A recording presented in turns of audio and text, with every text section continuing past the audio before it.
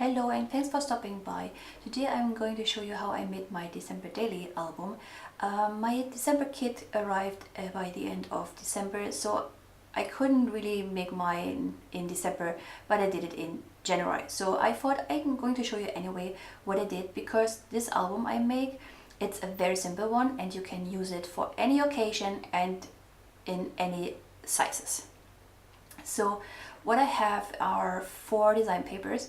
One is for the outside of the cover and one design is for the inside. And here first I'm choosing, this will be the outside, and I'm adhering my design paper to the chipboard. The design paper and the chipboard pieces have the same size because I don't intend to fold the design paper around my chipboard, and this is much easier and faster than doing all these things with the corners and so on. So my album, it's a 4x6 album, so the chipboard is 4x6 and the design paper is also 4x6. In centimeters this would be 10 by 15 centimeters. So I decided to go with extra sticky tape to adhere my design paper instead of liquid glue. You can definitely do it with liquid glue. It's no, I mean, of course, but I always have some trouble with liquid glue. So for me it's more cleaner working with the sticky tape. And this little black piece of chipboard, it's 1 by 4 inch and it's my spine. The gray thing, it's Craftex. It's something like, it's a texture between paper and fabric, and it's very nice using it for making albums and the spine. So before I adhere my spine to my covers, I just adhere these green and white paper. This is the inside of my cover. And coming back to the spine, so the chipboard piece is 1 by 4 inch, which is 2.5 centimeters by 10 centimeters. And the Craftex piece, it's 3 inch by 4 inch, which is in centimeters, 7.6 centimeters by 10 centimeters. So if you have any overlap of the design paper, just cut it off with your scissors or with your craft knife, as I do it. So now I adhere the last design paper piece to my front or back, whatever it is. If you have a very specific design on your paper, please check that you have the right orientation, otherwise it gets frustrating. So I had some overlap on paper, and here again something. Yep, cut it off, no deal, no big deal. So, and now I'm going to adhere my spine to my back and front cover. So again, I will choose to use sticky tape, and I made some marks, so you have to leave some room between the chipboard and the other chipboard piece, so the spine piece and the back piece.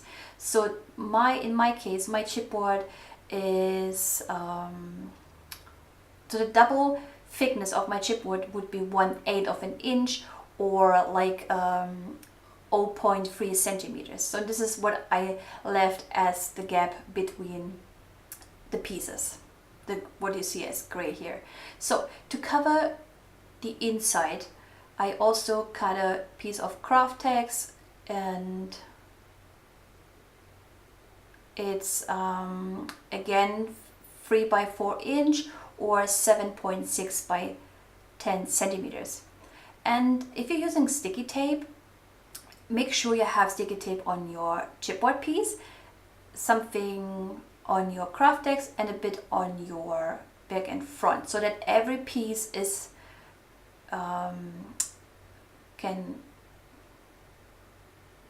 is sticky to each other, sticks to each other, I don't know, but you see what I mean. So then you start with one side and yet here, then you take your bone folder and go into the first crease here, so, and then you can stick it down. You should do this so you don't kind of have too much tension between each piece, and that's it. So that's the cover, easy peasy, right? So it looks good, it does the job, and the decoration will be in the end. You have also the option to use some, what's this called? It's edge protector or corner protector. Corner protector. So I have these golden metal corner protector, and I just using a tool to tighten it on my chipboard. You don't have to, but it looks nicer in my opinion, but it's totally optional.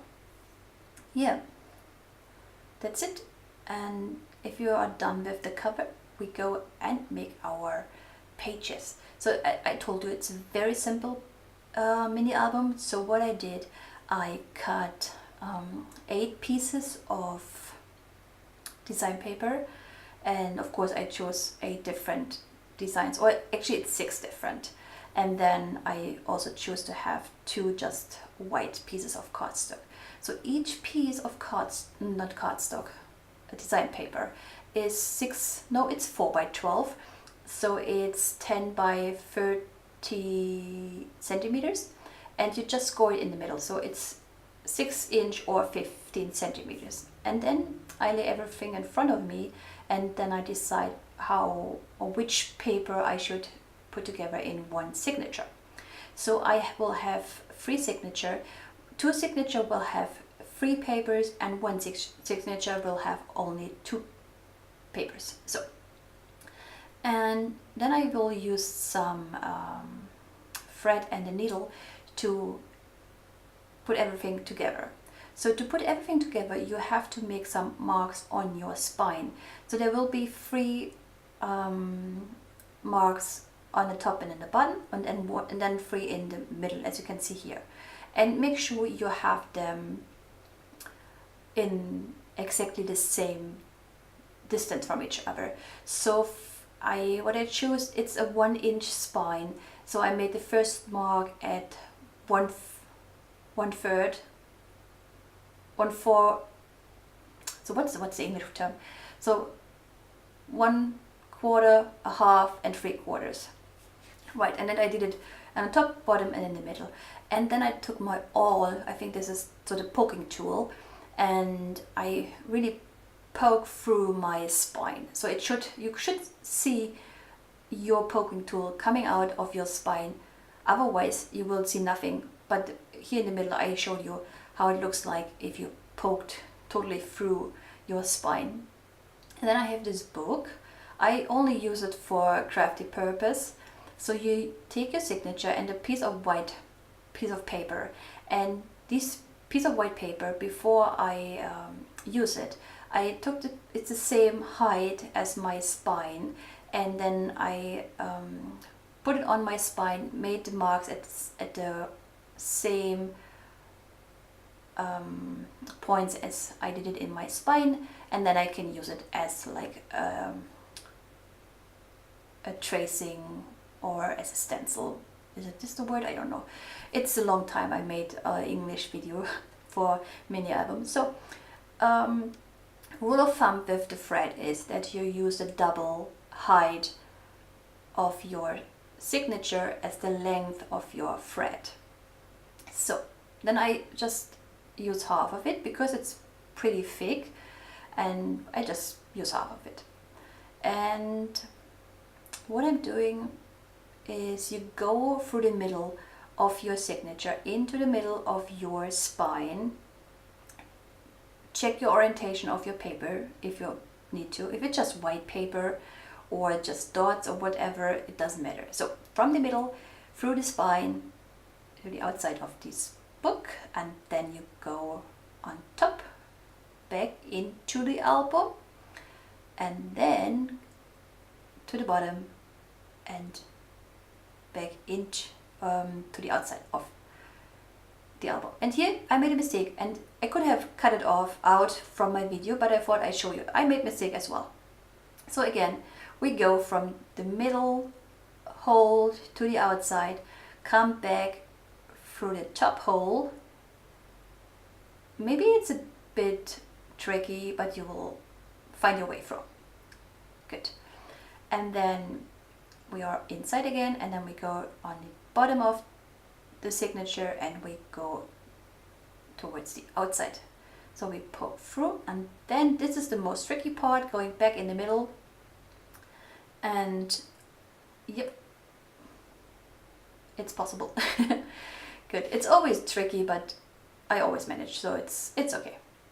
And then what I do, I leave one end of these thread to the right and one to the left, so I can make a nice knot, and I knot it really tight so that it fits and it sits snug in my mini album. So I knot it twice, that's enough, and then I cut off the excess with my scissors, and that's it. So you have it in. I left the how I included the third signature as well. So here I have my piece of paper which shows me where to make the marks. So poke through the signature 3 times and poking through again. So this is also really important, that you poke through again, that you really see your poking tool coming out.